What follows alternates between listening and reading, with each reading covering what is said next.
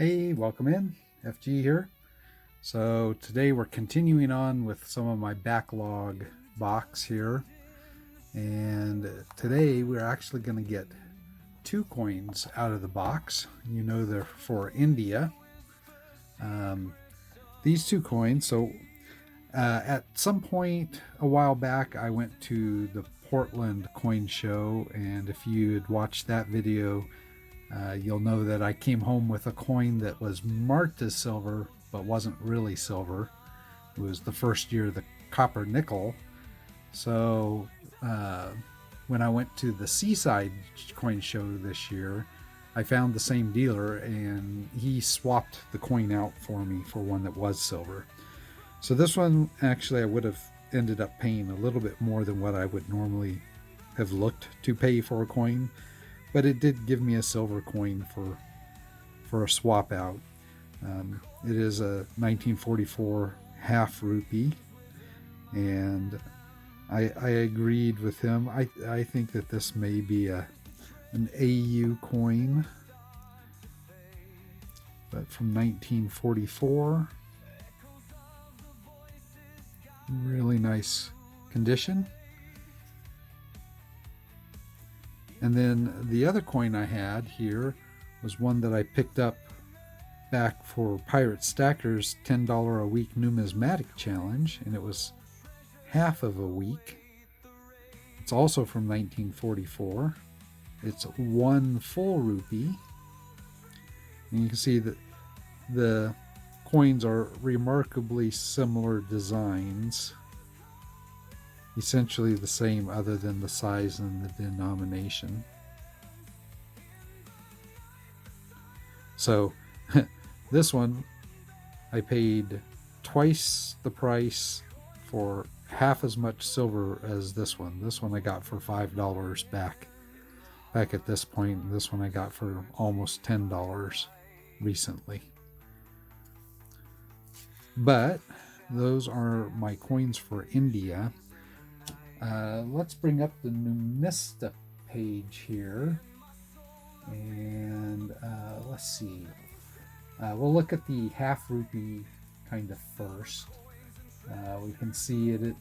Both of these are going to be 50% silver, so not exceptional silver content. This one's 5.84 grams. The full rupee is going to be double that. And they're pretty much the same, with the head of King George VI on one side, and then the denomination in the middle of the wreath made of roses and thistle and shamrock leaves and lotus flowers on the reverse. There were multiple mints that would mint these. Multiple mint marks. And if we scroll down, we can see on this one, I have the 1944 with the L mint mark. And you can see I ended up paying about $9.75. The numismatic value is somewhere right around that. If it's an AU, somewhere right around that $10 range as well. It is only about $3.50 in melt, but if you look at the auctions out on eBay, you can see that they don't typically go, especially in this condition, don't typically go for less than $10. So let's just jump over to the 1 rupee page here real quick. And again, we can see basically the same information. It does have a security edge. I'll put that image up here. I kind of find these security edges really kind of cool. Hong Kong coins from Hong Kong have this same type of security edge. We'll scroll down, we'll see this one's from the Bombay Mint rather than the other mint. It has the dot instead of the L. So I got a really good deal on this one for about $5, and it should probably be somewhere around that $12 range. It is $6.88, so that one's actually the price I paid is under melt on that one, so that's good currently. And again, you can see auctions anywhere from in the teens on up for this coin as well. So together, I thought that these were a pretty good pair of coins. You know, if I'd paid 5 for this and 10 for this, that would probably be about right, really. So not too bad. But let's take a look at the map. Now, since these are already in my database, my map's going to be filled in and actually already green. We will have 2 circles here because India's kind of split. And now, India has really morphed over time. For a long time, it was kind of small principalities, city-states. What we kind of know as modern India kind of came into being in the kind of the mid to late 1800s. At that point, it came under management by Britain. That's why we have King George on these coins that I have from 1944. It remained under British management up until pretty much World War II. And then shortly after World War II, there was push for independence, which completed in 1950. So these 2 coins I have from 1944 are really kind of near the end of when Britain would have been producing coinage for India. And then from 1950 on, we kind of have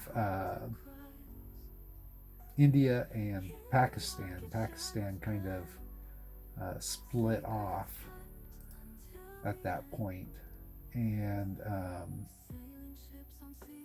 we have other things from around there, but over, you know, there's Myanmar, and then there's a little spit of land, there's Bangladesh, and then there's part of India right north of them, kind of off to the right side of what we commonly think of as India. And then there's Pakistan, which would have been at some point under these 2 coins count area-wise for Pakistan, because at the time they were issued, Pakistan was part of that managed land area.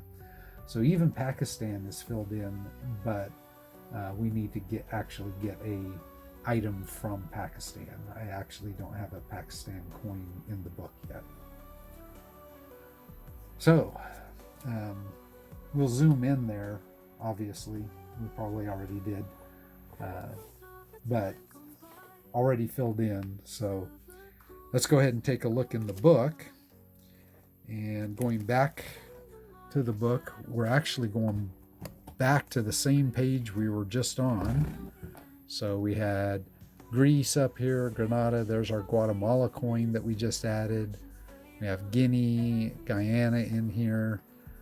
There'll be some more countries. Here's Iceland, and India is going to be the next slots right after Iceland. So we're going to go ahead and put both of those coins into the book. I accounted for having 2 coins from India when I spaced stuff out. So there we go.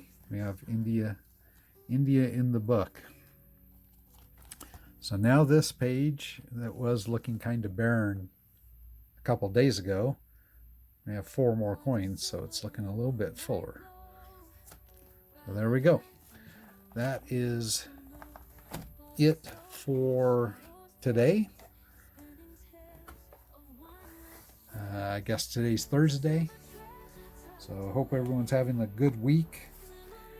Thanks for coming and checking out my coins from India. And thank you for subscribing and your comments below. And I'll catch you in the next one.